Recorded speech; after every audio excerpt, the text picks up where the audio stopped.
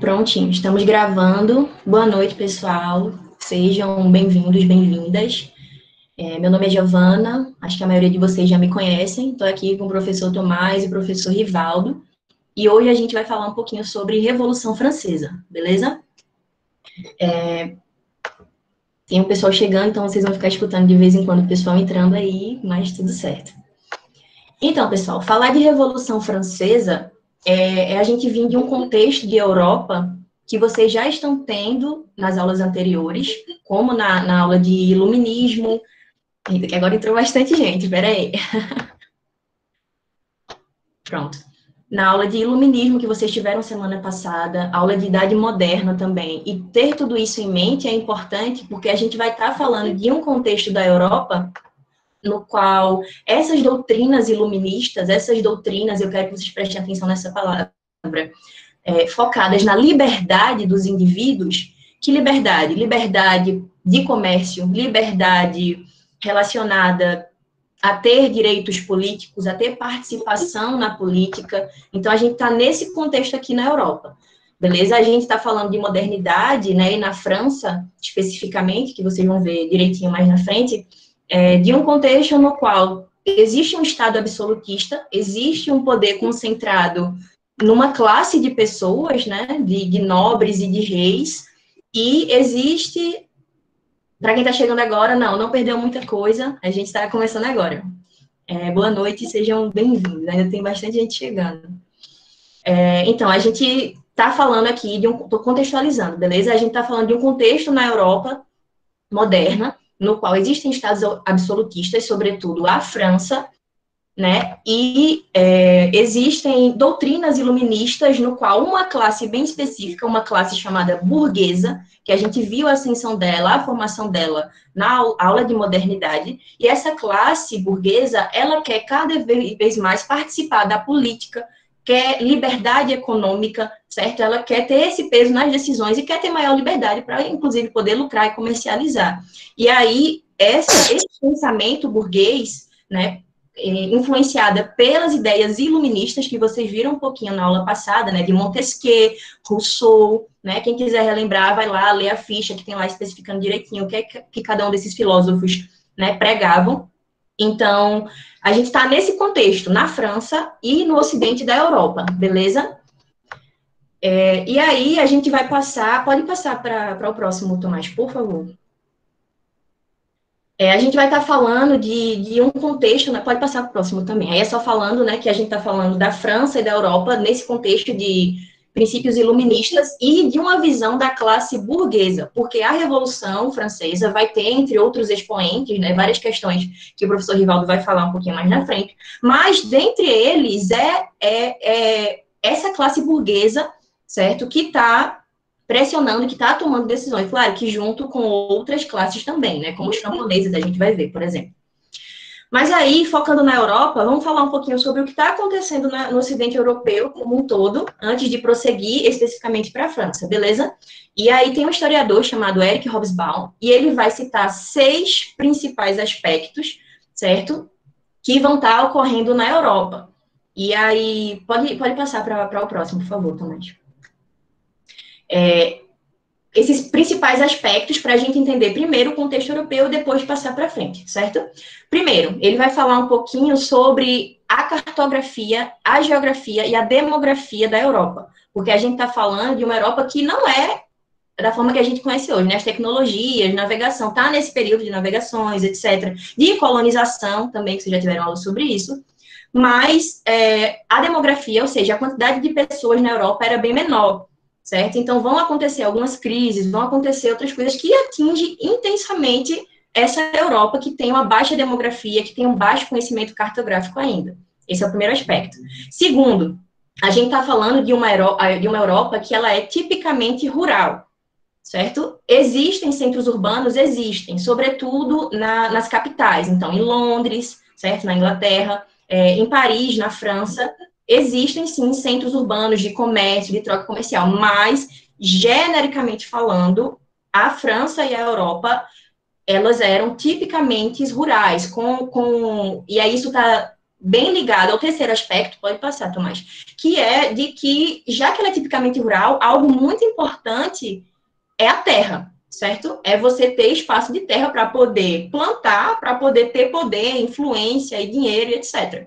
Então, a terra, ela é uma fonte muito importante de poder e de equilíbrio. Inclusive, existe uma doutrina, né, uma ideia que se chama fisiocracia, certo? Uma escola de pensamento que foca justamente na terra, né, que é físio, que como sendo uma fonte de poder. Então, para um Estado, um país, ele ser soberano, ele ter muito poder, ter muita influência, ele precisa ter muita terra. Quanto mais terra você tiver, mais poder você vai ter sobre as pessoas, que você vai ter espaço para plantar, já que a gente está falando de uma sociedade, né, na Europa e na França, que ainda é bastante tipicamente rural. Beleza? Quarto aspecto. A gente vai começar a observar algumas mudanças nesse contexto europeu, também relacionado à terra. Porque, se vocês lembrarem, lá na aula de Idade Média, a gente falou bastante sobre essa questão da terra. Então, você tem um grupo de nobres, certo? De pessoas que são proprietárias da terra e tem camponeses e servos trabalhando para eles nessa terra. E aí, durante esse período da modernidade, e a gente está falando aqui de novo Europa, depois França, vão ocorrer mudanças. Como assim? A gente tem a centralização do Estado, tem agora nobres e reis absolutos, absolutistas. E a nobreza, né, quem não é rei, etc., quer ter maior participação nesse aparato burocrático do Estado absolutista, quer cargos administrativos, quer trabalhar em outras coisas, não necessariamente ligada àquela terra que eles tinham. E aí, essa parte aí da sociedade, o professor Rivaldo vai falar já já. Mas tem sim, é uma sociedade completamente estratificada ainda, beleza?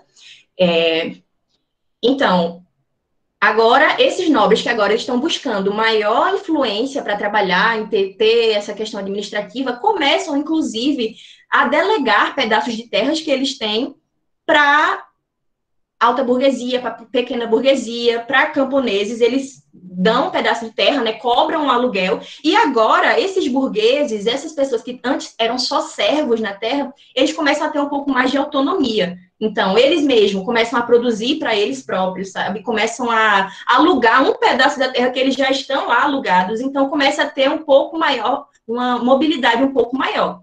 E isso, aos poucos, vai dissolvendo aquela ideia que a gente tem na Idade Média, certo? Aos poucos isso vai sendo dissolvido, gradativamente, é todo um processo. Não é da noite para o dia, né? Toda vez que eu dou aula para vocês, eu gosto de falar isso, que um processo na história ele não ocorre da noite para o dia, certo? O pessoal não acordou em 1789, vamos derrubar a queda vamos derrubar a Bastilha, né? Que é uma prisão, que vocês vão ver com o professor Rivaldo também. Vamos fazer a revolução aqui. Não, são processos, certo? A gente está falando desse contexto europeu, certo? De domínio da terra, dessas disputas de poder, de uma burguesia querendo cada vez mais terra, querendo cada vez mais dinheiro, se expandindo para as colônias, se valendo, usando, inclusive, do trabalho escravo, beleza, isso ficou presente o tempo todo, inclusive, vários burgueses, né, que estão aí na Revolução Francesa, eles vão também defender a escravidão, então, tá tudo nesse contexto. Mas vamos lá, o quinto aspecto que o historiador Hobsbawm fala é que há o desenvolvimento econômico e o crescimento da classe mercantil neste período. E aí, essa classe mercantil, nessa questão do mercado, das relações econômicas, vão estar muito ligados às grandes navegações, né, ou grandes explorações, como vocês quiserem chamar, invasões também, colonização. Vai estar muito ligado nesse período, beleza? E é isso que eu estou falando desde o começo, essa classe burguesa, né, que está se expandindo e se valendo dessas questões, inclusive das explorações ligadas à navegação. E, por fim, o Hobsbawm ele vai falar de um contexto no qual a gente tem duas sociedades, né, ou dois contextos em disputa. E aí, quais são esses dois contextos? De um lado, a gente tem as permanências da Idade Média, ou seja, o poder divino, o rei, ele é um ser divino, Deus o colocou lá para ser rei, para ser o dono de todo o poder. Então, tem a questão do sangue, né? Se eu sou uma nobre, o meu filho, a minha filha vai ser nobre também. Então, a gente tem esse lado, certo, na sociedade europeia, nesse período. E, de outro lado, a gente começa a ter um grupo de pessoas, de novo, burgueses, que estão cada vez mais se valendo desses princípios iluministas e querendo estabelecer essas relações mercantis com base na liberdade, certo? Então, é completamente o contrário dessa sociedade aqui, que tem o poder porque seria um direito divino, certo? A questão de nobreza passando de pais para filhos, e, do outro lado, uma sociedade que não quer nada disso, que acha que isso é um absurdo. Essas pessoas aqui querem ascender socialmente por meio da liberdade de comércio, de direitos, etc., e acabar com as relações servis no campo, certo? Então, esse é o conflito, né, principal, de forma geral, que está acontecendo aí na Europa. E aí, agora a gente vai passar especificamente para falar de França, certo? Com o professor Rivaldo, e daqui a pouco eu volto aí para a gente conversar mais um pouquinho. Rivaldo? Pois bem, galera, vocês estão me escutando bem? Agora é comigo. Boa noite para todos e todas. A gente vai continuar o assunto sem mais delongas para a gente não perder tempo. Depois que a gente falou sobre a estrutura e de como a Europa tem passado esses últimos anos, esse século e essas décadas, a gente precisa pensar especificamente sobre a França, porque é o palco do nosso assunto, é o palco da revolução em que a gente vai ver. E para começar, a gente precisa entender como é que a estrutura social da França funcionava. Não, Sangue Azul surge antes. Como é que é a estrutura dessa França? Primeiro, preciso chamar a atenção para vocês que essa pirâmide que a gente está usando aí não é comum de vocês encontrarem em questões ou em livros ou algo do gênero. Normalmente, a pirâmide que vocês encontram é apenas 3 espaçozinhos que nós vamos chamar de 3 estados. O rei está colocado aí como um quarto espaço, mas não é comum vocês encontrarem nos livros de vocês. Por exemplo, se vocês forem até os livros de vocês, vocês vão perceber que são 3 estados, o primeiro, o segundo e o terceiro estado, e o rei está colocado, subentendido entre eles aí. O primeiro é o clero, inclusive existe livro que troca, que coloca a nobreza acima, mas para a gente não vai fazer muita diferença. A gente tem o clero, que a gente já sabe que é a igreja, e a igreja que, durante toda a Idade Média, vai ser a instituição mais poderosa, a igreja que vai permear toda a vida econômica e social das pessoas. Quando chega agora na Idade Moderna, ela não é mais a força mais poderosa de toda a Europa, mas ela ainda é uma instituição importante, uma instituição de bastante garbo, uma instituição que define ainda muito do andar da vida do cidadão. A escravidão nessa época já tinha a ver com cor. Então, escravidão na Europa não era tão comum desde o final do feudalismo. Desde que a gente entra no período feudal, a escravidão vai decaindo, sendo trocada pela servidão. A escravidão por cor ela é feita principalmente no comércio transamazônico, que a gente chama inclusive de escravidão transamazônica, que vocês vão ver mais pra frente, fica tranquilo. É na América, para resolver tua angústia mental aí. É lá na América, aqui na Europa não. Pois bem, então, aí a gente tem o clero, os representantes da igreja, que é um estado, que é você pode chamar de classe social, mas a gente costuma chamar de estamento. É um grupo social muito importante no período. Eles ainda têm o poder legitimador e principalmente que mexe com o ideário e com a cabeça da população ainda. A gente tem o iluminismo funcionando em paralelo a ele, mas a igreja ainda é uma força principalmente intelectual muito importante. A gente tem o segundo estado, que é a nobreza, e aí vocês lembram, acho que da minha aula lá atrás, de feudalismo, sobre nobreza, de como surge a nobreza, da divisão de Carlos Magno, das posses de terra e por aí vai. E aí a gente tem os nobres, e por último a gente tem o povo. E é importante entender que esse povo, ou patuleia, tanto faz, é um grupo muito diverso. E o que eu quero dizer com isso? Que dentro do clero, você pode dividir entre baixo e alto clero, e todos são da igreja, ok. Dentro da nobreza, tu pode definir aí uma nobreza de toga, e por aí vai, mas ainda todos são nobres. Já no povo, não. No povo a gente tem as mais diversas, assim, pessoas das mais diversas ordens. A gente tem militares, a gente tem camponeses, a gente tem trabalhadores artesãos, a gente tem a burguesia, e a burguesia, como Giovana falou, ia falar Mariana, como Giovana falou, é um agente importante em todo o processo da nossa revolução, porque apesar de todo o povo francês, ou pelo menos de boa parte do povo francês participar da revolução, e vocês vão perceber isso, que até as camadas mais pobres vão estar inclusas, é a burguesia quem parece movimentar e arregimentar e dar o tom de como essa revolução vai acontecer. Então nós temos, Primeiro Estado, o clero, a nobreza e o povo. E como é um Estado absolutista, a gente tem o rei acima de todo mundo. Inclusive, o nome Antigo Regime é uma alcunha dada para o governo monarquista, o governo absolutista, nesse período. Até esse período, a gente tem a monarquia. Os historiadores mais para frente vão chamar de monarquia clássica. Nesse período, a monarquia vai ganhar o nome de Antigo Regime, com a ideia de que passou e precisa passar. Pode passar para o próximo, por favor? E aí, como é que estava a França em 1780? Eu esqueci de colocar meu cronômetro. Um segundo, rapidinho aí, galera. Deixa eu só comentar. Pronto. Para não me perder e atrapalhar os outros professores. Vamos lá. Então, como é que está a França em 1780, na década de 80? Primeiro que a década de 80 foi extremamente cruel com a França. A gente vai ter uma série de problemas na França. Como Giovana já falou, esse é o período em que a Europa está entrando no seu processo de industrialização. A Inglaterra já começa a figurar como um país que começa a ter uma manufatura um pouco mais pujante, mas a maioria dos países ainda era agrário, e a França não era diferente. A França ainda era um país extremamente agrário. Inclusive, existe uma gama de pensadores que acreditavam que a riqueza só poderia vir da terra, a Giovanna falou isso, e eles eram principalmente franceses. Então, assim, a gente tem uma França dependente da sua produção. E aí tem um problema. Entre 84 e 87, a gente tem uma das maiores secas que a França vai ter, pelo menos nesse período, que vai acabar com toda a colheita francesa.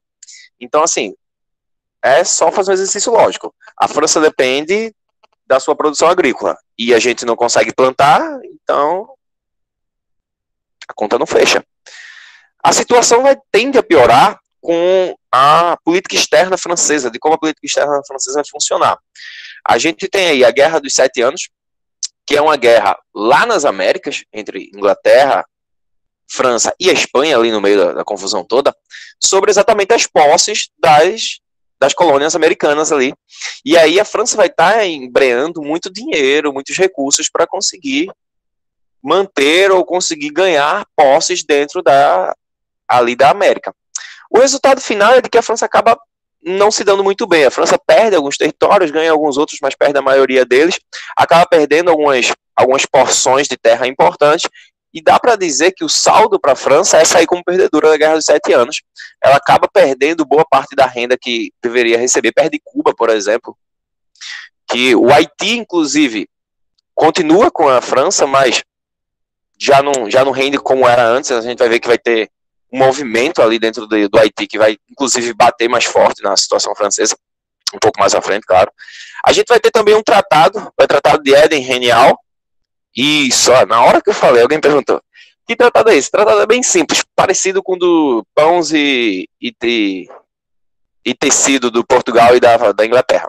Como é que é? Depois de terminada a Guerra dos 7 Anos, a França e a Inglaterra tentam entrar ali em um acordo, tentar facilitar, como diz aqui os meus conterrâneos, jogar fácil de um lado, jogar fácil do outro, para tentar ter uma relação mais tranquila. A França decide comprar os produtos manufatureiros da Inglaterra, enquanto a Inglaterra se predispõe a comprar os produtos franceses, o vinho francês, principalmente. E aí não precisa ser um gênio para saber quem é que sai perdendo nessa história. O produto manufatureiro inglês é muito mais importante, e vem em muito maior quantidade do que o vinho francês, então é mais um tratado, é mais uma questão econômica que leva a França numa situação complicada. Isso transforma a França da década de 80 em uma França miserável. A França tem a maior população da Europa, a França tem uma economia completamente debilitada por causa das últimas secas e todo o dinheiro gasto nas guerras passadas. Resultado, a França é gente morrendo nas ruas de Paris por fome. E aí, para resolver esse problema, a gente vê aí uma sucessão de primeiros ministros tentando buscar uma solução para o problema da França, para equilibrar as contas francesas. Vai ter a saída de uns, e eu acho que isso não é importante pra gente. A França tá quase o Brasil? Não, amiga, pior, vice. Apesar que o Brasil é uma situação tão ruim, né? Mas assim, a situação era tão ruim quanto. É a gente morrendo na rua de fome, é isso. É a gente morrendo de inanição, porque não tinha colheita, não tinha nada.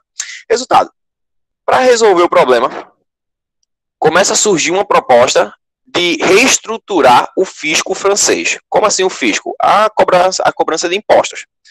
É tentada aí uma readequação de como se cobrar impostos na França para ver se a gente equilibrava as contas. E a a readequação era simples. O primeiro e o segundo estado não pagavam impostos. Ao contrário, recebiam pensões do rei. Então, agora o primeiro e o segundo estado deveria pagar esses impostos. O primeiro e o segundo estado, claro que não gostam, mas aí à medida em que a situação francesa vai ficando mais difícil, a situação fica insustentável.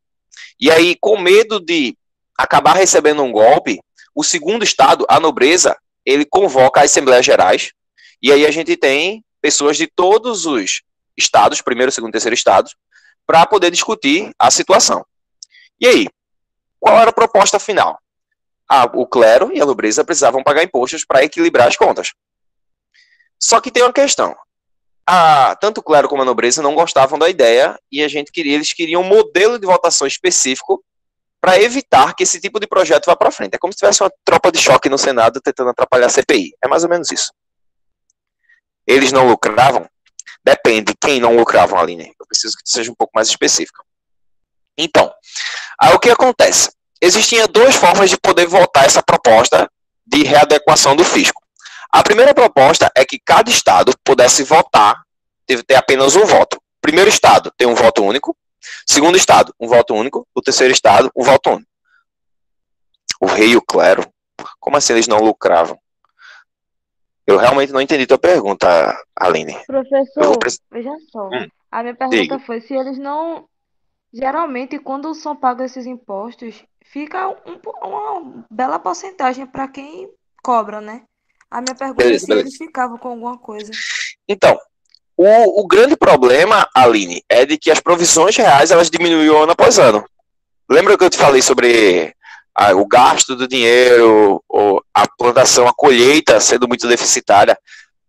Dentro do Estado moderno, muitas vezes o rei ele tinha a função de socorrer os seus súditos, liberando comida e outras provisões. E o problema é que chega uma hora que não dá mais. Não dá mais para fazer isso, as pessoas começam a passar fome, sem contar de que o ethos da nobreza, e acho que a gente não tem muito tempo para falar sobre isso, mas já explanando para tu, era de gastar.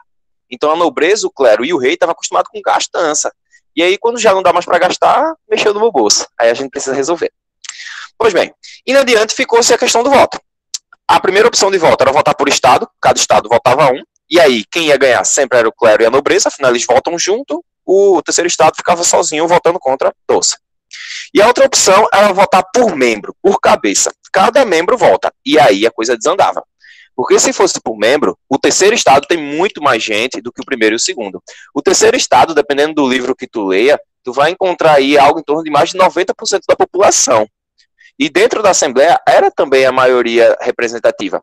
Então, no final das contas, se o voto fosse por cabeça, por cada membro, o primeiro e o segundo estado teria que pagar imposto. Mas se o voto fosse por estado, aí não. Ia continuar do jeito que estava.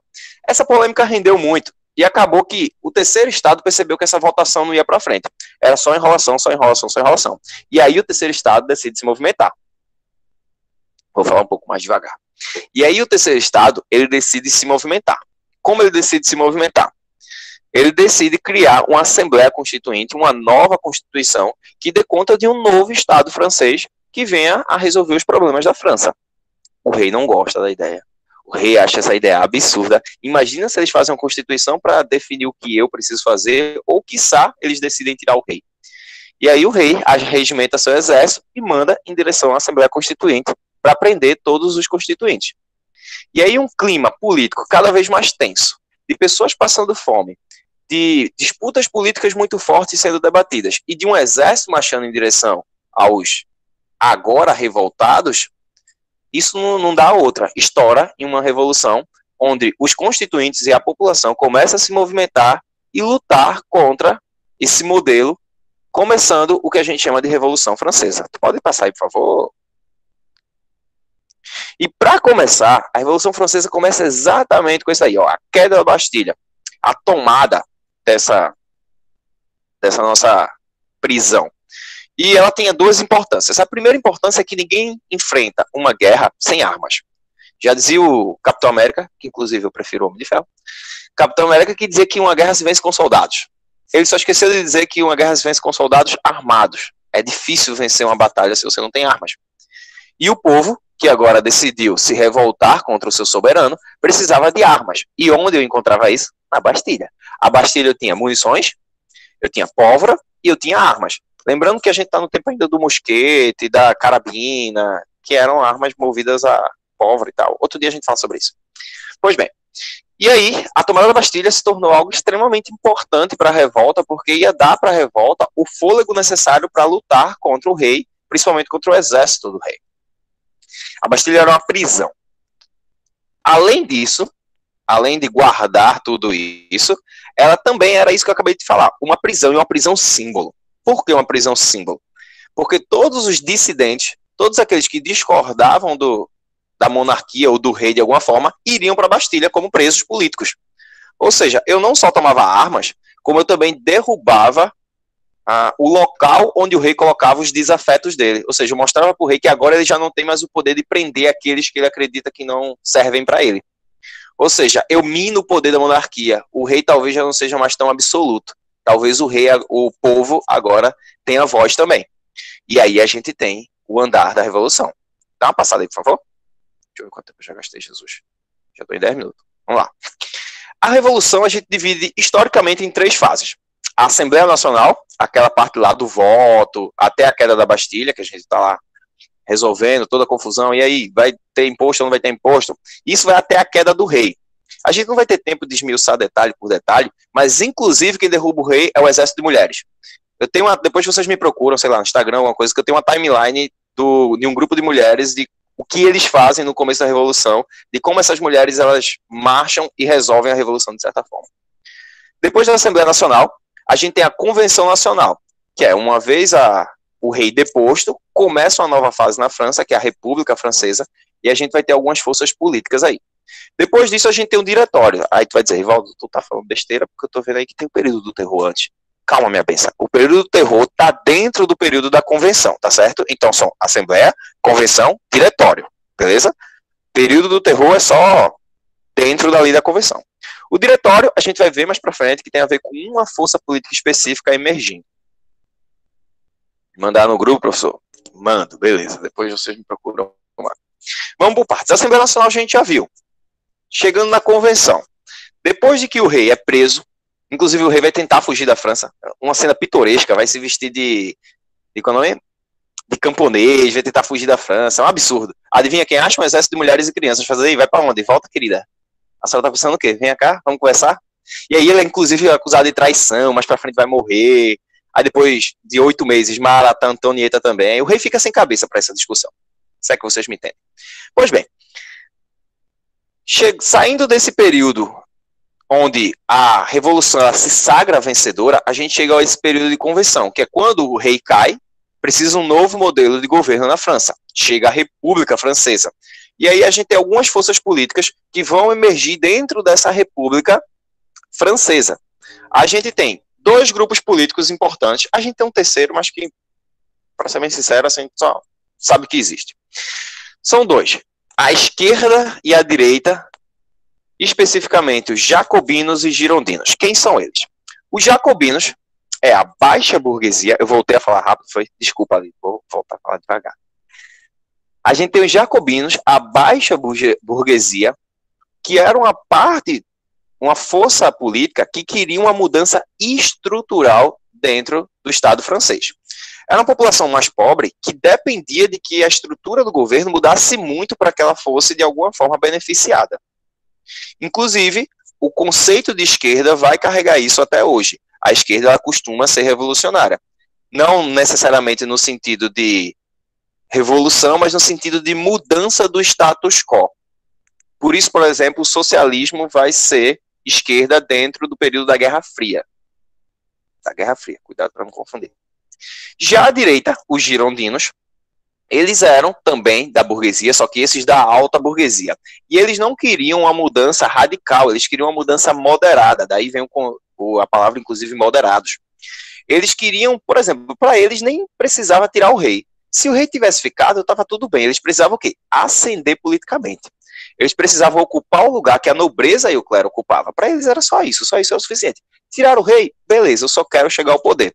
A gente tem jacobinos querendo mudanças estruturais, à esquerda, e os girondinos querendo mudanças pontuais, que é a direita, que normalmente a gente entende como moderada. Ivaldo, por que direita e esquerda? É aleatório isso? Não. Dentro da Assembleia, dentro das convenções, a gente tinha os girondinos sentados à direita e os jacobinos sentados à esquerda. O curioso é que os jacobinos sentavam à esquerda alta. Por isso que, inclusive, eles eram chamados de colina ou montanha, porque eles eram na parte de cima lá. Mas isso é besteira. Outro dia a gente conversa. O terceiro grupo que eu falei, que a gente nem vai falar direito, ele era o centro. O centro, que era o pântano, eles costumavam migrar em direção a quem tivesse as melhores propostas ou quem tivesse a melhor força política. Então, a Maria vai com as outras, fica tranquilo. Tu pode voltar uma parte só, Tomás? Beleza. O período da convenção é o período entre esses dois grupos políticos vão começar a buscar poder cada vez mais. Vão buscar ascender ao poder e serem a força do período. Professor, repete, Jacobi, meu amor, vai ficar gravado. Depois você dá uma olhadinha. Se você não entender na parte gravada, me procura no Instagram que eu te explico. Porque senão eu vou atrapalhar os outros professores. Os girondinos queriam mudanças mais lentas. Sim, mais lentas e especificamente mais moderadas. Inclusive, vai ter momento em que os girondinos eles vão tentar pacificar a revolução para evitar que a revolução tome tons mais revolucionários do que eles gostariam que fosse. Já os jacobinos queriam uma mudança estrutural, geral, aquela ideia de igualdade e tal, que mais para tarde, mais para frente vai ser explicado, inclusive, sobre igualdade para quem. Indo para frente. A gente tem aí, nesse período de convenção, um grupo que chega ao poder, que é os jacobinos. A gente está falando de uma França que está em ebulição, uma França que acabou de viver uma revolução onde o povo se movimentou. Então, o grupo que tem o maior número de pessoas agremiadas vai chegar ao poder, que são os jacobinos, a parte mais baixa da sociedade, a parte mais pobre da sociedade. Então, a gente, pelo menos a sociedade, contando com a baixa burguesia, tá? Então, a gente tem aí os jacobinos chegando ao poder, e quando os jacobinos chegam ao poder, o nome de um rapaz é importante, que é Robespierre. Pois bem, quem é Robespierre? Robespierre é um cara, é um jacobino importante, um grande orador, que vai propor mudanças e que vai ser o grande nome desse período, do período da convenção, principalmente da convenção jacobina. Nesse começo, Robespierre vai começar a fazer algumas mudanças estruturais dentro da França extremamente interessantes, que inclusive vão ser faladas mais para frente, são direitos sociais muito importantes. O problema é que em muito pouco tempo, Robespierre perde a mão e que ao mesmo tempo ele consegue fazer reformas sociais importantes, ele também começa a perseguir opositores. E aí, esse período da convenção vai ser chamado de período do terror. Por quê? Porque Robespierre vai começar a perseguir toda e qualquer pessoa que, de alguma forma, seja contra o ideal dele de revolução, o que ele acredita que não deveria ser. E aí é o período em que a guilhotina vai mais funcionar nas praças de Paris, decapitando todos os opositores. Inclusive, chega um tempo que Robespierre manda até decapitar a mãe, assim. A coisa chega a ter tons dramáticos. Isso vai fazer com que boa parte da população comece a olhar a situação e o período com muito horror, com muito medo. Porque começa, quem é esse cara?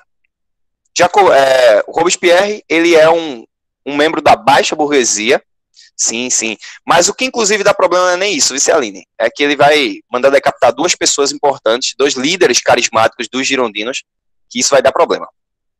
O que acontece? À medida em que o governo de Robespierre fica cada vez mais sangrento, mais problemático, isso vai fazer com que outros grupos políticos comecem a se movimentar para tentar derrubar Robespierre do poder.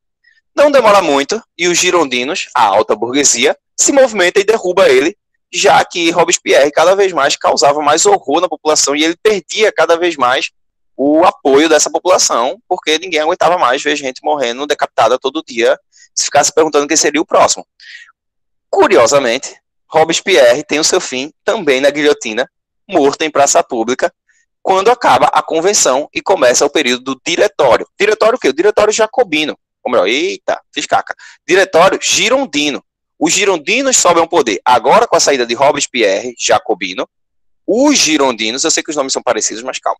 Os girondinos, a alta burguesia, chega ao poder e agora ela vai tentar pacificar, vai tentar controlar essa revolução e trazer estabilidade para o governo. Dá uma passada aí. Aí eu acho que agora é contigo.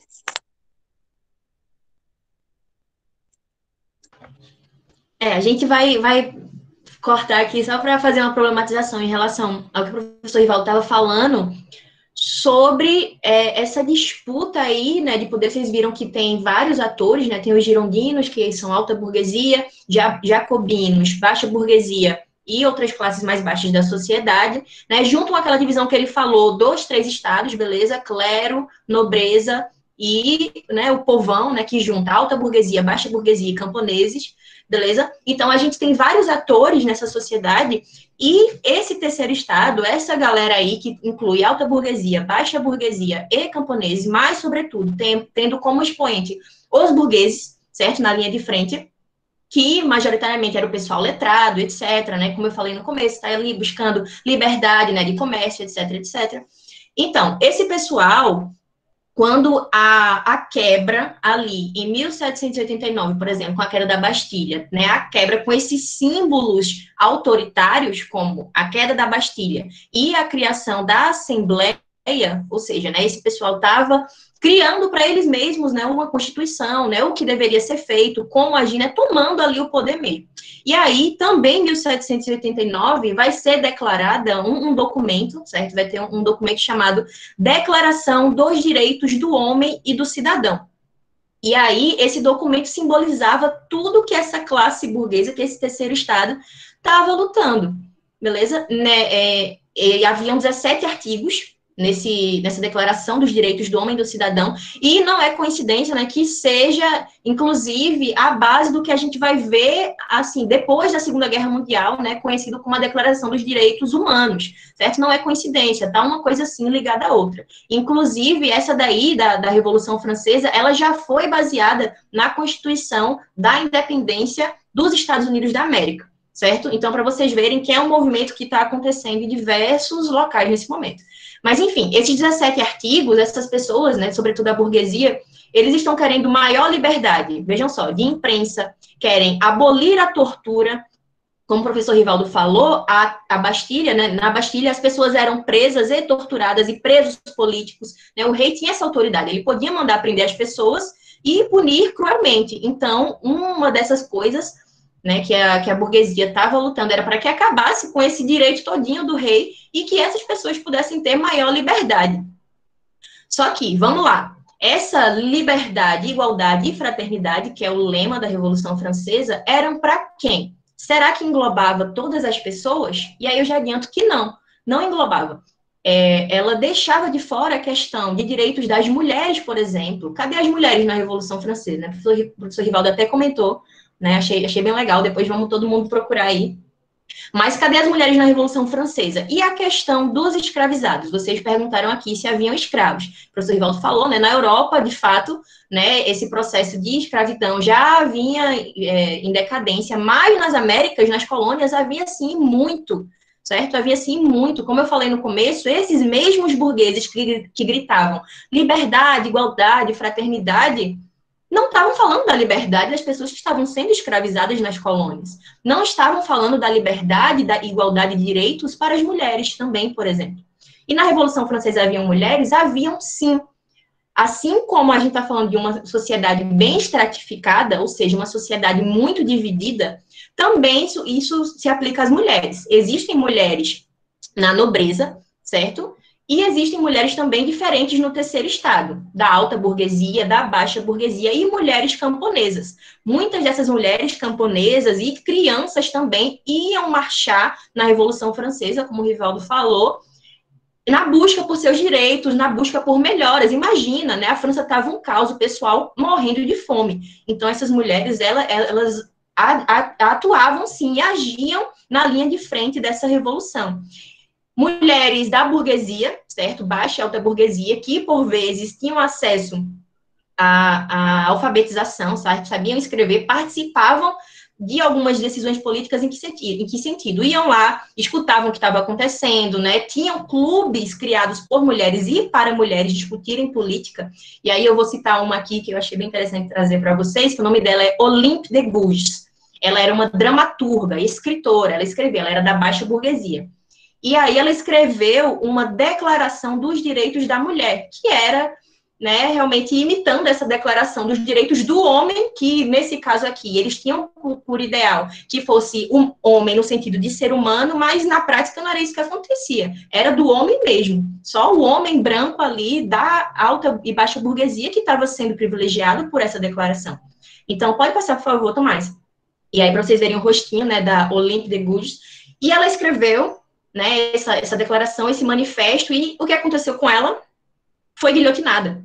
Ela foi guilhotinada também, gente. Ela foi guilhotinada por ser acusada de subverter a ordem social e subverter o papel que ela deveria ter na sociedade. Vejam só. Então, aquela liberdade, igualdade, fraternidade não se aplicava às mulheres. Para vocês terem noção, né, de como o buraco é lá embaixo, as mulheres na França só tiveram, né, só conquistaram o direito de votar em 1945.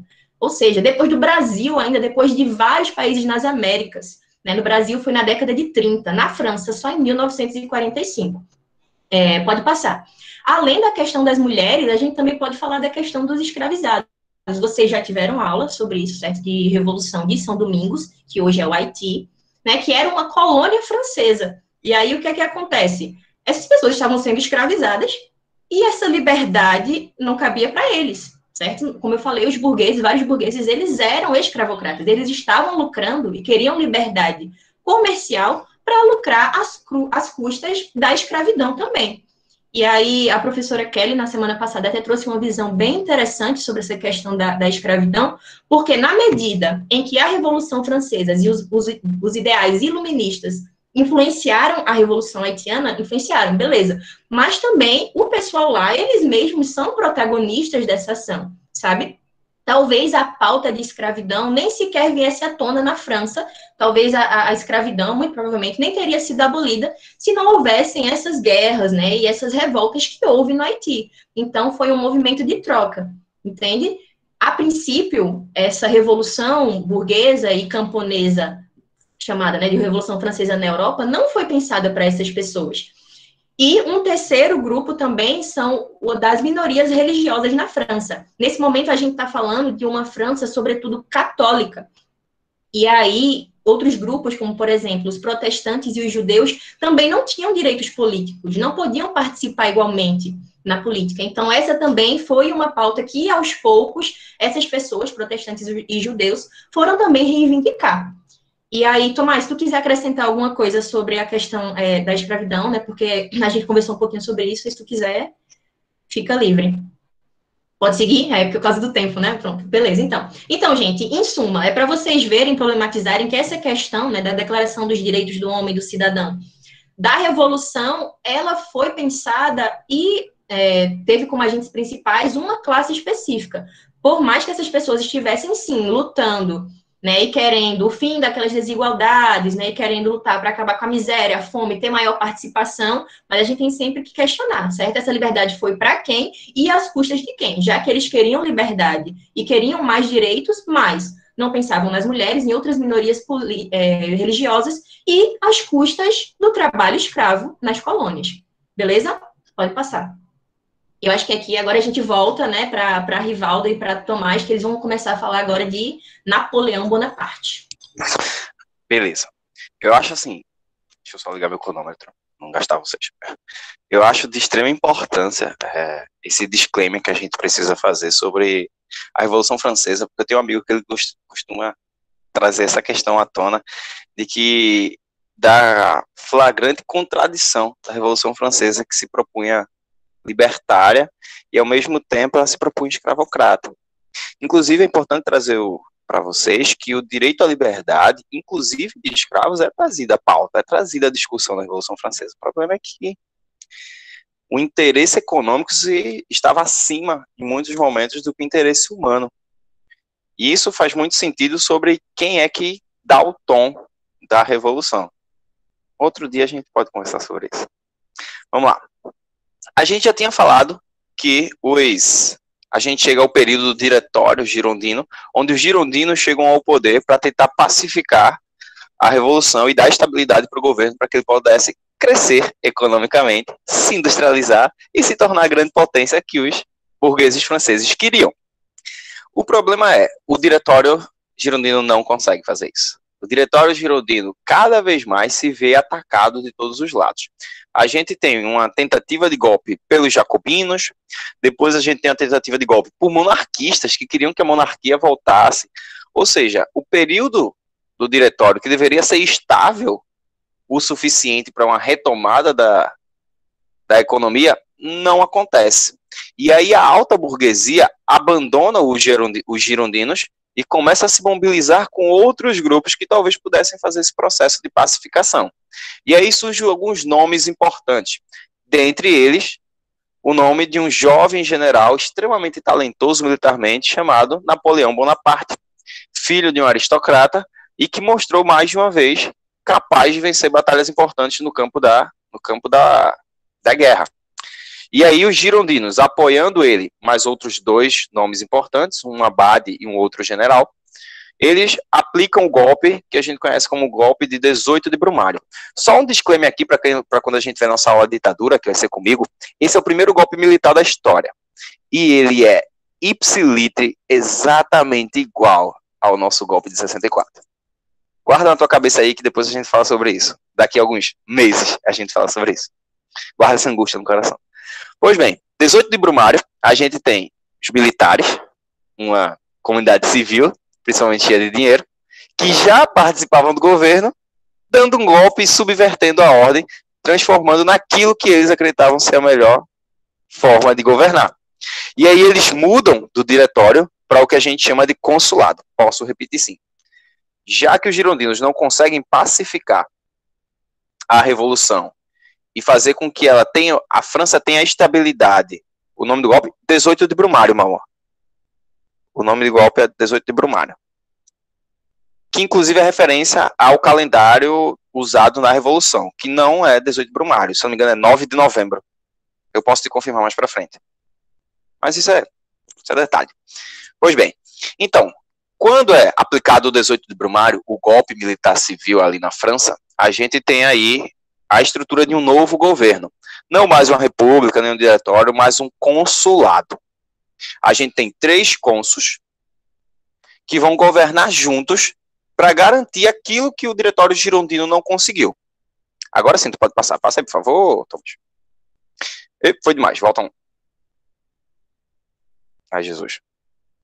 Derek. Volta aí, Derek.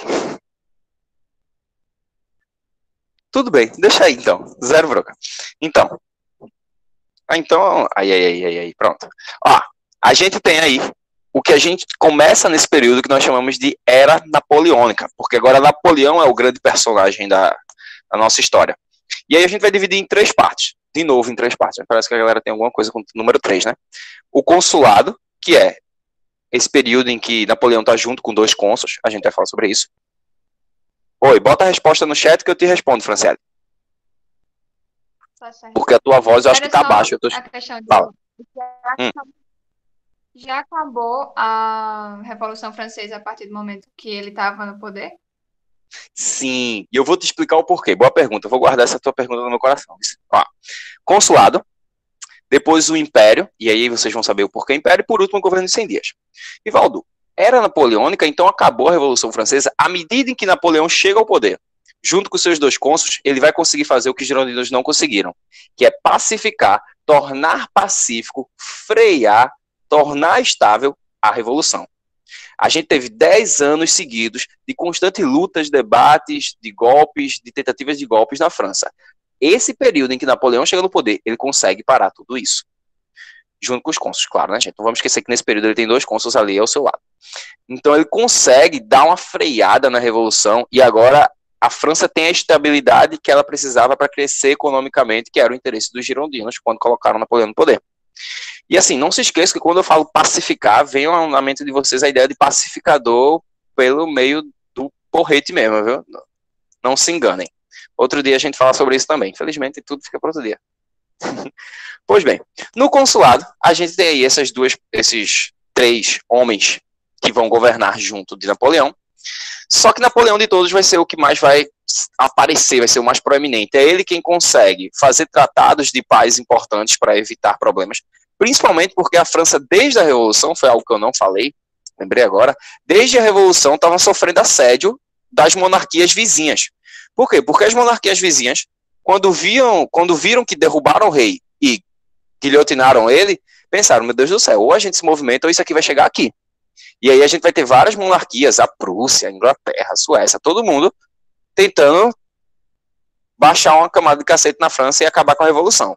Nesse período, Napoleão consegue fazer acordos para evitar que essas monarquias continuem influenciando na França e que a França se veja estável, sem precisar estar enfrentando guerras para poder começar o seu processo de industrialização. Inclusive, a França começa a se industrializar nesse período. Caso alguém não esteja vendo o slide, o professor Thomas está apresentando. Só pode... Isso, Francês, obrigado. O problema é que Napoleão começa a tomar tanta proeminência, que aí, não sei exatamente em qual momento, mas dentro dele ele começa a deixar mais claro os seus sentidos megalomaníacos de ficar no poder por muito tempo. Aí a gente vê ele dando um novo golpe, se juntando principalmente com a igreja. Lembra da igreja que foi afastada na Revolução? Na Revolução o Estado se tornou laico, e agora ele começa a agradar a igreja, mantendo o Estado laico, mas começa a agradar a igreja. E aí ele consegue, junto com o apoio da igreja, se auto-intitular imperador. Inclusive é uma situação engraçada, porque ele ia ser coroado, mas aí o Papa, ele fica receioso em fazer essa coroação. Aí Napoleão fez, deixa que eu resolvo então, me dá aí. Ele pega a coroa da mão do Papa, coloca na cabeça dele e faz, eu sou o cara agora, respeita que meu nome não é Leão, te mostro mais tarde. Pronto.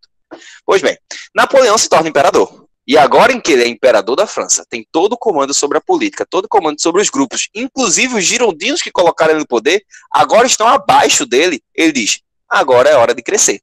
Agora Napoleão começa a movimentar suas tropas, começa a movimentar a França para uma estratégia de dominação dos seus vizinhos e buscar, quem sabe, uma França dona de toda a Europa, lutando principalmente contra os seus vizinhos e contra a sua principal inimiga, a Inglaterra. E aí eu acho que o governo dos 100 dias a gente fala mais pra frente.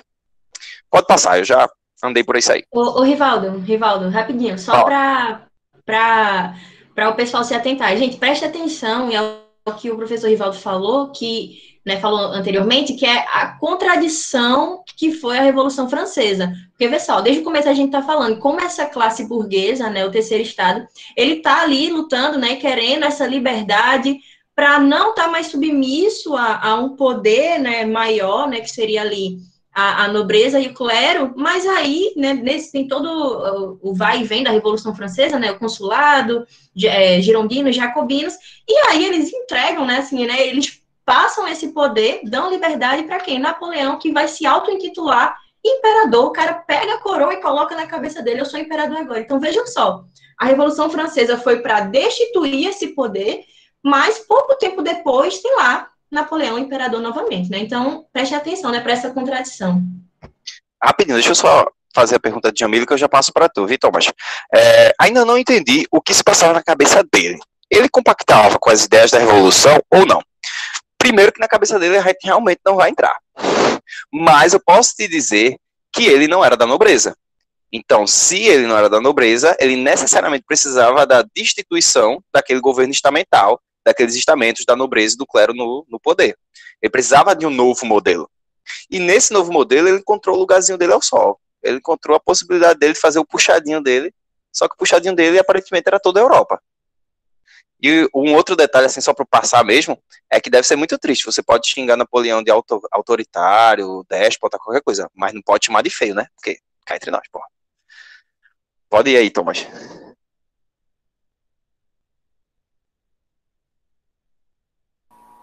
Pronto. Sei não, viu, Rivaldo? Há controvérsias.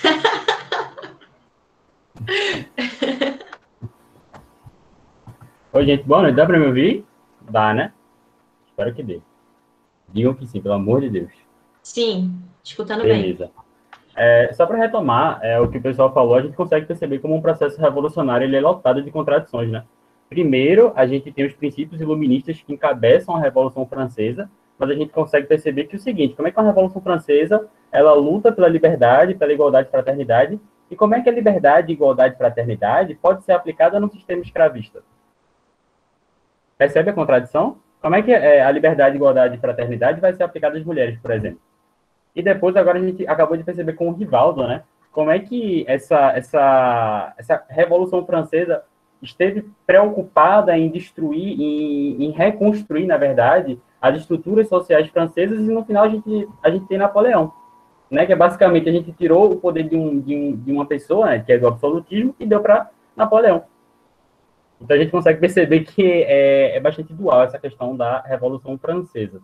Mas, dando prosseguimento, como bem apresentado tanto pela Giovanna quanto pelo Rivaldo, a gente percebe que o Napoleão, ele é uma figura bastante interessante, sobretudo porque ele consegue dominar uma grande porção da Europa, né? Ele vai ter um processo de expansão bastante rápido, digamos assim.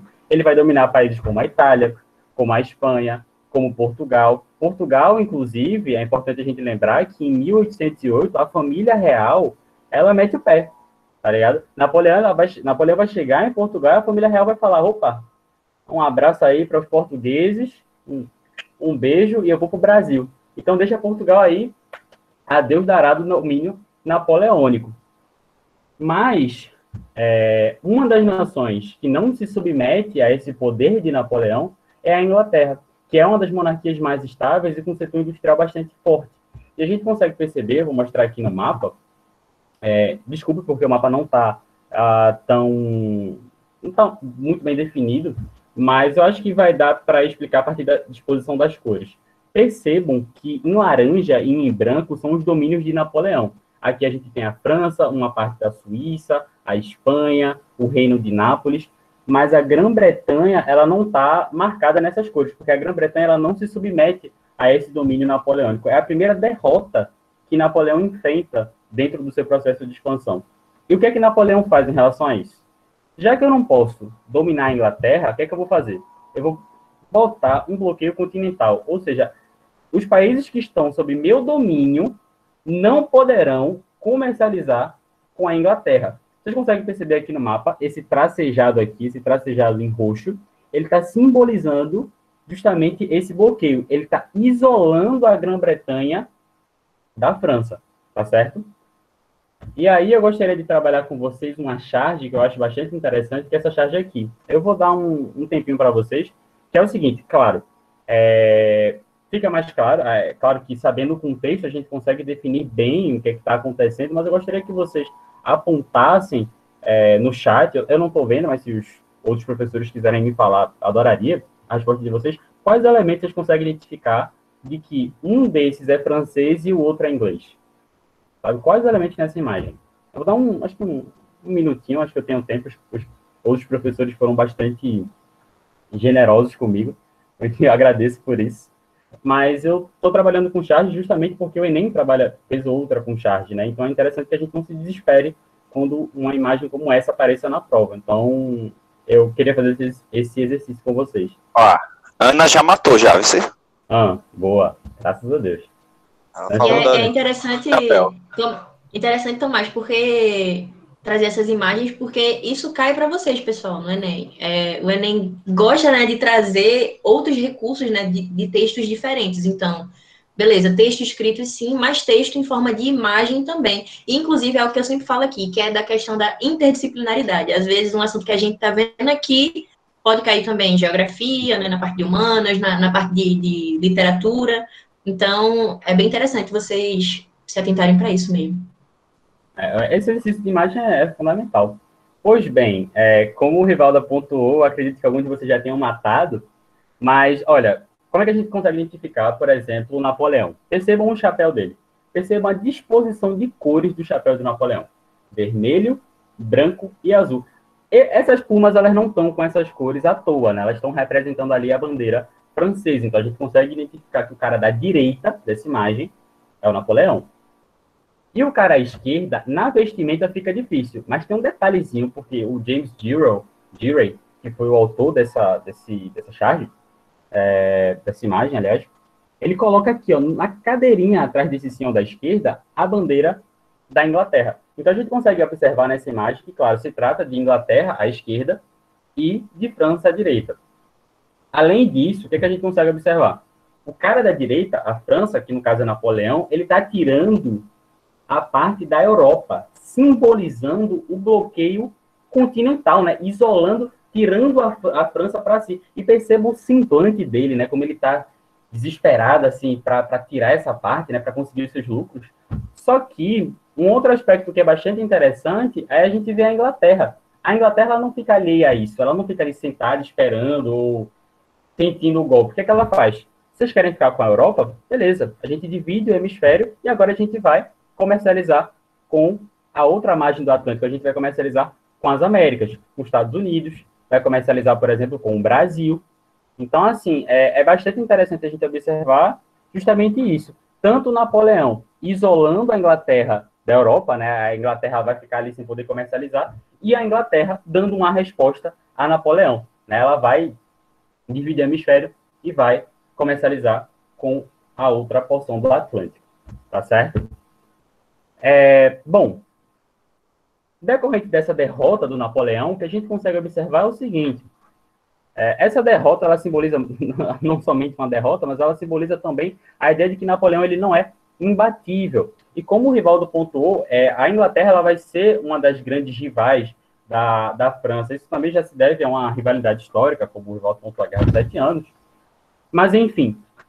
E aí, uma série de movimentações vão acontecer ali nos domínios de Napoleão, claro, subsidiados pelas forças inglesas, e isso vai contribuir para uma instabilidade nesse território de Napoleão. Isso vai gerar sucessivas derrotas ao imperador, e por fim, acho que em 1815, o Napoleão cai na Batalha de Waterloo. Só que assim, essa imagem ela não está retratando especificamente a batalha. Eu deixei ela aqui porque eu quero falar dela daqui a pouco.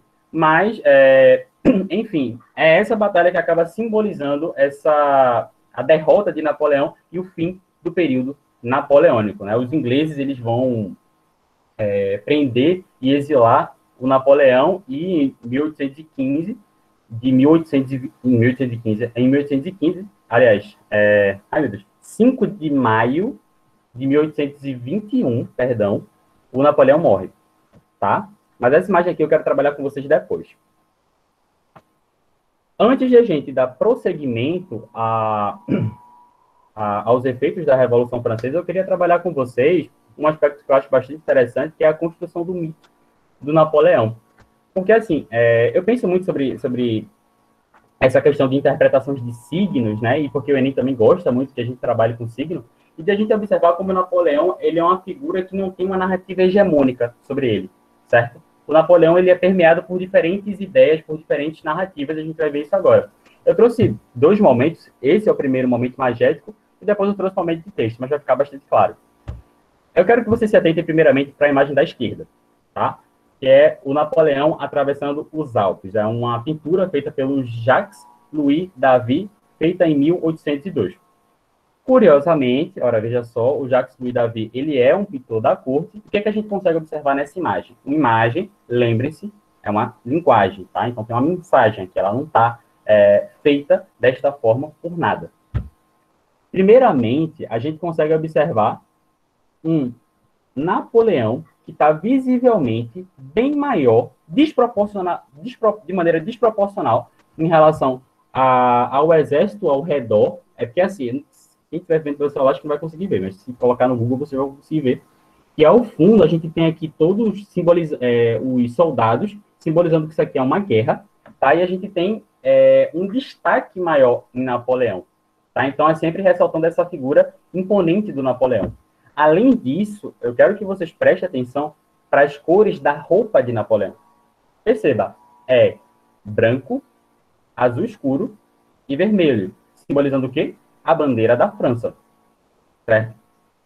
Além disso, quero também que a gente observe que o cavalo, ele não está na posição, sei lá, confortável para quem está montando. Mesmo assim, o Napoleão, ele está com uma figura bastante imponente, né? Ele está bastante sereno, bastante tranquilo.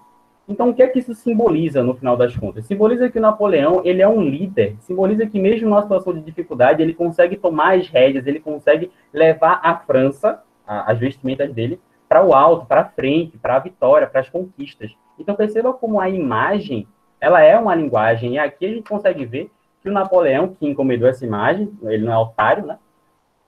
como ele está sempre reafirmando essa imagem sobre ele próprio, né? Como se ele fosse o imperador que vai levar a França em direção às conquistas, ao progresso, certo? Consoante a isso, a gente tem uma segunda imagem feita do mesmo século, tá? Mas não foi feita por um francês, foi feita por um alemão, o Adolf Norton, em 1860, que mostra o Napoleão, perceba, no mesmo cavalo, o cavalinho branco, mas numa situação completamente diferente. É o Napoleão que tomou uma surra do inverno russo, né? A gente vê, sei lá, posteriormente com Hitler, que se deu mal. Napoleão antes também já tinha se dado bastante mal. Porque o Napoleão ele vai lá para a Rússia, tenta tomar a Rússia, mas o czar dá um drible no Napoleão. O Napoleão ele vai chegar em Moscou e não vai ter ninguém em Moscou. Né? Porque o russo ele sabe que vai ter um inverno. Só que Napoleão, porque é otário, não sabia. Se deu mal, pronto. Mas a imagem, a gente consegue perceber que no mesmo século já existem diferentes ideias sobre esse Napoleão. O Napoleão ele já não é mais imponente. Ele agora já pode ser representado como uma figura derrotada, uma figura que erra, percebe? Agora a gente vai para a segunda parte, que são a parte dos textos, mas relaxem. Não é tão cansativo, os professores foram maravilhosos, eles não trouxeram tantos textos, mas eu trago esses textozinhos, porque eu acho interessante que é o seguinte, o Enem ele trabalha muito sobre essa vertente, certo? Você já deve ter visto em prova, em alguma questão, que o Enem ele vai trazer ali um trecho e outro, falando sobre a mesma coisa, mas eles têm perspectivas diferentes sobre esse mesmo assunto. E por isso que eu trago esses dois trechos, justamente para a gente conseguir trabalhar, certo? Essa questão de interpretação de texto, a gente conseguir analisar as estruturas textuais, as mensagens que estão intrinsecamente ligadas aos textos, certo? Então vamos lá. O primeiro trecho diz o seguinte: nossas marchas eram forçadas e cansativas, mas o imperador partilhava da nossa fadiga dia e noite a cavalo, repleto de lama, como nós, e nos conduzindo como uma luz para todo lugar onde ele achava ser necessária sua presença estimuladora. Então, perceba, isso aqui é claro, o diário do capitão François, um capitão do exército de Napoleão. Perceba como esse trecho está dizendo o seguinte: mesmo na merda, o imperador está lá, na frente de batalha. Ele não é um imperador que fica sentadinho esperando os franceses se degladiarem, se lascarem, como aconteceu na França. Não, o imperador está onde ele acha ser necessária a presença de estímulo, né? Então, é um imperador que está presente mesmo na frente de batalha, certo? Agora a gente vai para um segundo trecho. Percebam, é sobre a mesma pessoa, mas uma perspectiva completamente diferente. O trecho diz: você não devorará mais nossas crianças. Perdão, faltou um Szinho. Nós não queremos mais seu alistamento militar, sua milícia, sua censura, seus fuzilamentos noturnos, sua tirania. E não é apenas nós, mas a espécie humana que o acusa. Ela nos pede vingança em nome da religião, da moral e da liberdade. Onde você não levou a desolação? Em que canto do mundo uma família escapou de suas devastações? Conseguem perceber? É sobre Napoleão, mas é o Napoleão que leva a desgraça e a destruição para aonde ele passa. Então a gente consegue perceber essa imagem contrastante, essa disputa narrativa sobre o mesmo personagem, né? Um Napoleão que ao mesmo tempo está no campo de batalha, incentivando os franceses, mas é o Napoleão que também leva desgraça e destruição por onde passa, certo? E aqui eu queria fazer um breve easter egg de Recife, né? Você recifense que já andou nos shoppings por aí, certamente já viu esse restaurante, o restaurante Bonaparte, e que assim, eu durante Nunca comi, me avisem se é bom. Esse easter eggzinho bastante interessante, que é o seguinte: eu, particularmente, nunca entendi, né? Eu sempre andei no shopping e perguntava o que é que danado um imperador francês vai ser nome de um restaurante no Recife. Bonaparte era, por acaso, cozinheiro, e eu não sabia, tá ligado? Para mim não faz o menor sentido. E assim, eu fui averiguar, né? Falei que danado, né? Que os caras botaram Bonaparte, mesmo que seja um restaurante francês, né? Pô, escolhe outro nome, pô, mano, imperador, nada a ver. Perceba o slogan. Eu não sei se esse nome foi pensando nesse slogan. Se foi, olha, não sei se foi uma boa escolha não, mas enfim. Perceba, Bonaparte, conquiste este sabor. Eu realmente não sei se foi esse trocadilho, se isso realmente pegou, que assim, para mim, é um trocadilho bem ruim. Mas enfim, perceba como o Napoleão, ele sobrevive no tempo presente como essa figura de conquistador. O Napoleão, no Brasil, no Recife, ele tem essa concepção de um cara que conquista, né? A gente consegue perceber sempre que o Napoleão está sempre nessa perspectiva de um conquistador.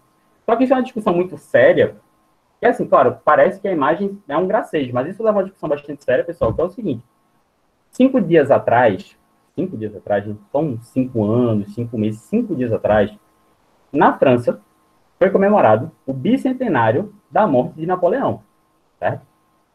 Isso causou um burburinho miserável na França. O presidente Emmanuel Macron foi lá e disse: o bicentenário da França, a gente vai fazer uma homenagem. Por quê? Porque na França, hoje em dia, quais são as concepções que existem sobre Napoleão? A extrema-direita, ela tende a ver um Napoleão como um cara que foi um grande líder, um cara que fez muito pela França. Inclusive, eu gostaria de mostrar essa imagem para vocês, que é da Batalha de Waterloo. A Marine Le Pen, que concorreu com Emmanuel Macron em 2017 para a presidência da França, ela representa a extrema-direita lá na França, certo? Ela foi lá no Twitter e disse, lá no bicentenário, né, para não ficar atrás do Macron, ela colocou essa imagem e colocou lá um textinho em francês, que eu ainda não sei, mas tinha uns dizeres que diziam algo como: viva o imperador, viva a França. Perceba nessa imagem como Napoleão aqui, ele está imponente, os soldados eles estão se jogando no pé do imperador. Percebe como essa imagem ela vai ser ressignificada ao longo do tempo, como ela vai ganhar novos usos. A Marine Le Pen ela vai utilizar essa memória do Napoleão para justamente reafirmar esse caráter de um cara que foi imponente, né, que foi responsável por trazer grandes mudanças ao cenário francês. Ao mesmo tempo, na França, a extrema-esquerda criticou veementemente o Macron pela decisão de homenagear o Napoleão.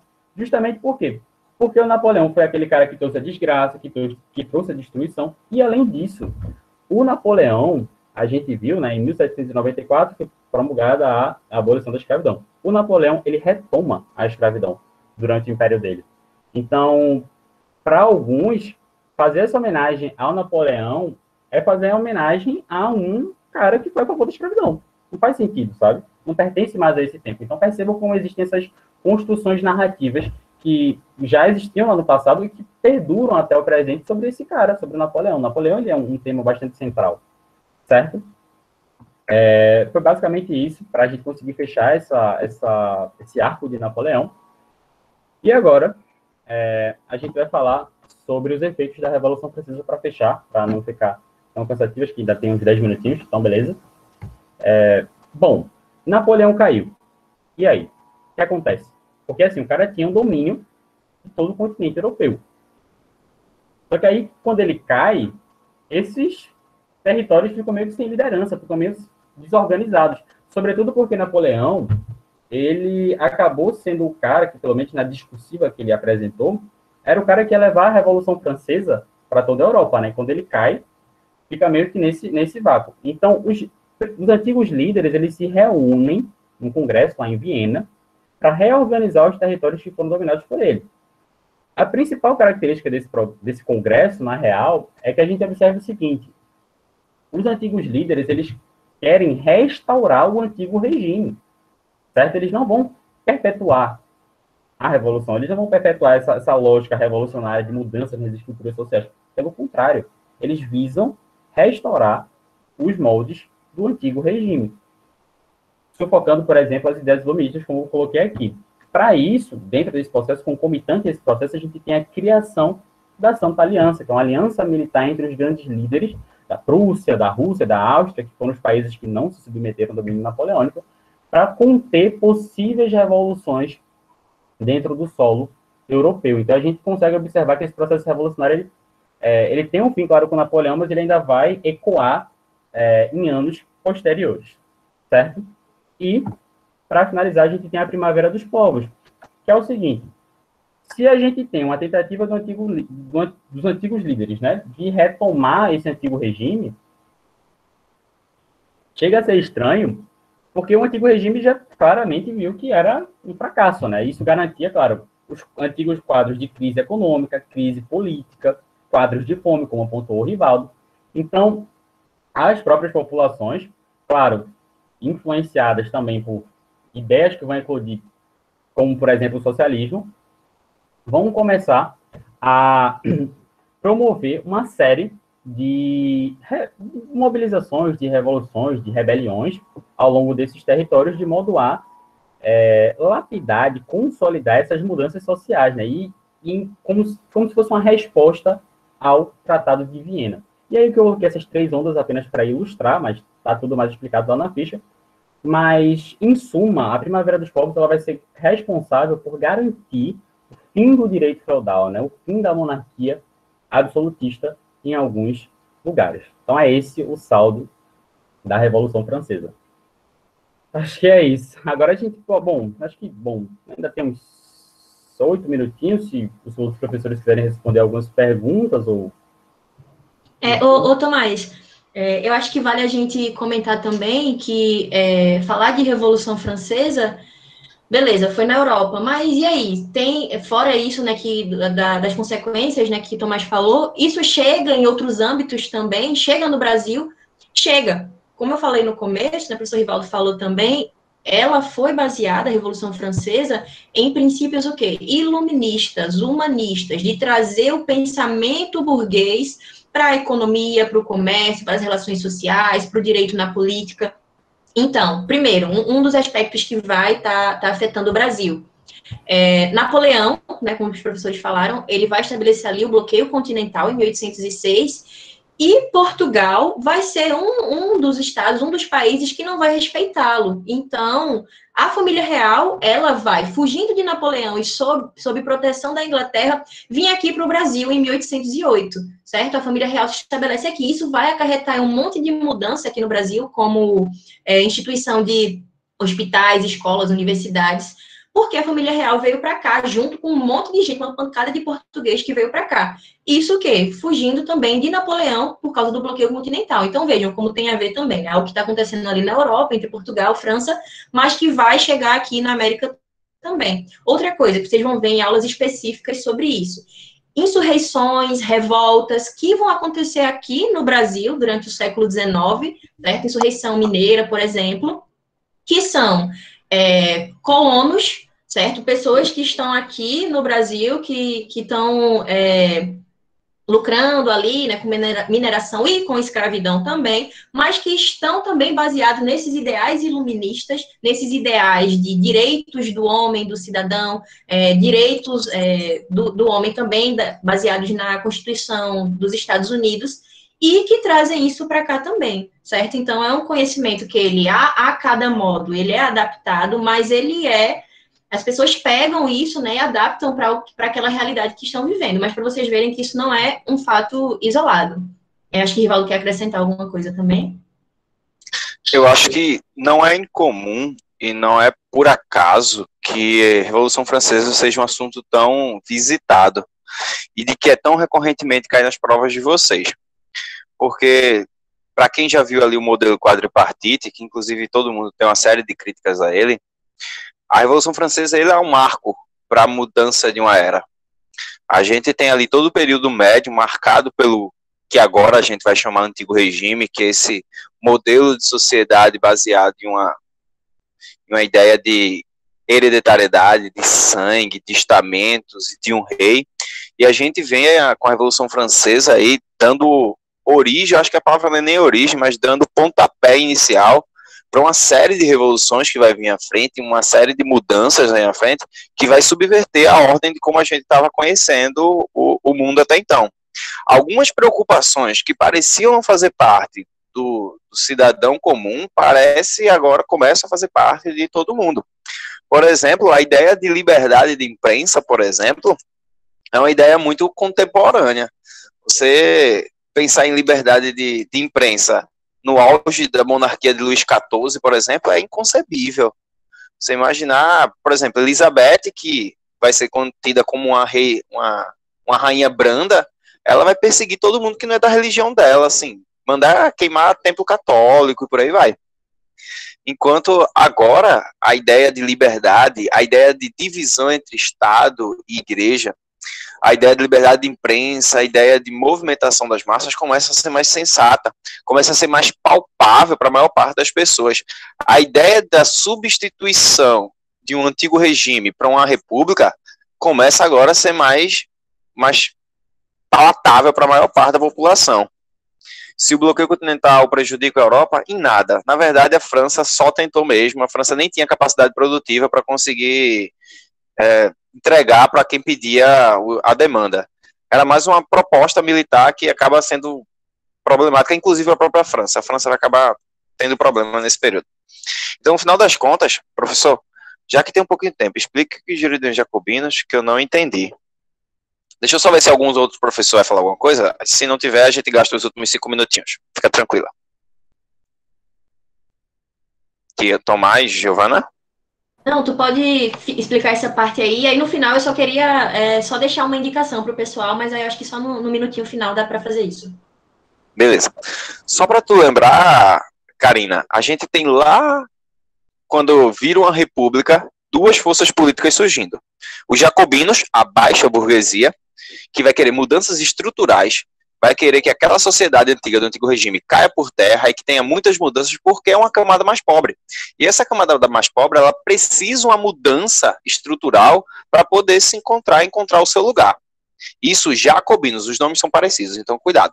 Já os girondinos é a alta burguesia, e para eles nem importa mudar muito, eles só querem mesmo poder político, então eles querem mudanças moderadas.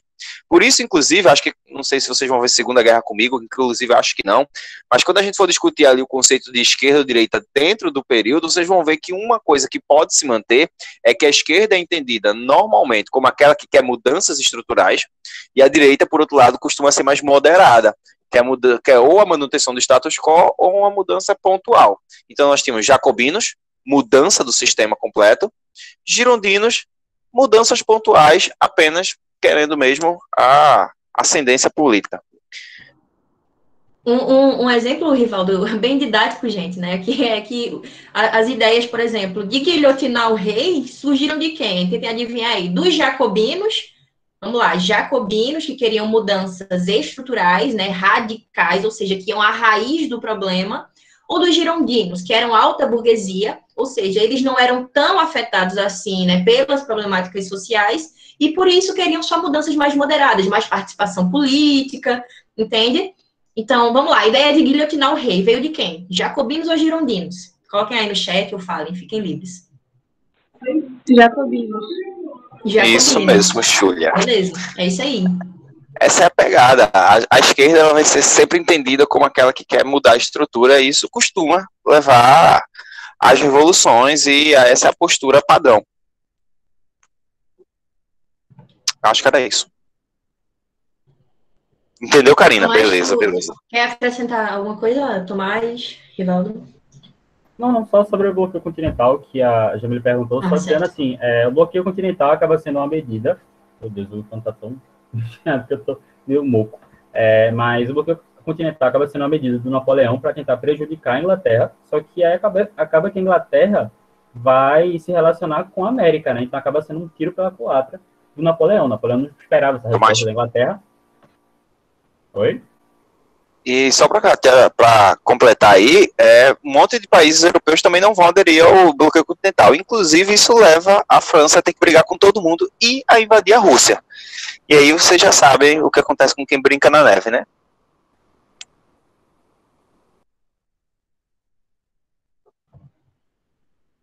Bom, gente, eu acho que se não tiver mais nenhuma dúvida, por enquanto, vocês vão, se tiver mais alguma, vocês colocam aí que a gente ainda tem um tempinho. Mas só para finalizar, né, como eu sempre gosto de finalizar deixando uma indicação para vocês, né, vocês sabem que eu sou pseudo-cinéfila, então assistam ou leiam Os Miseráveis. Vocês já devem ter ouvido falar, certo? Tem livro curtinho.